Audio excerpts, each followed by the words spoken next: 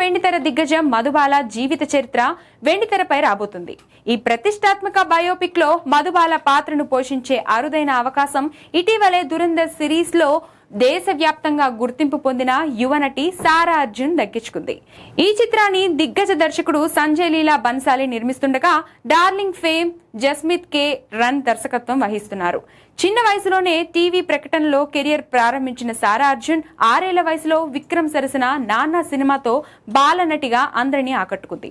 ఇక హీరోయిన్ గా దురంధర్ సినిమాతో సంచలన విజయాన్ని అందుకుంది. ఇక ఇప్పుడు మధుబాల వంటి ఐకానిక్ బయోపిక్ లో ఛాన్స్ కొట్టేసింది.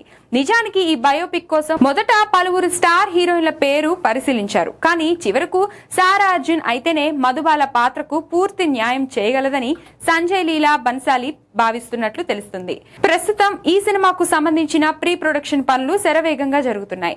అంతా అనుకున్నట్లు జరిగితే ఈ ఏడాది ఆఖరులో సినిమా షూటింగ్ ప్రారంభం కానుంది. దురంధర్ లో తన నటనతో మెప్పించిన సారా ఇప్పుడు మధుబాల వంటి ఐకానిక్ పాత్రలో ఎలా మెప్పిస్తుందో చూడాలని అభిమానులు ఆసక్తిగా ఎదురుచూస్తున్నారు. త్వరలోనే దీనిపై చిత్ర యూనిట్ నుండి అధికారిక ప్రకటన వెలువడే అవకాశం ఉంది.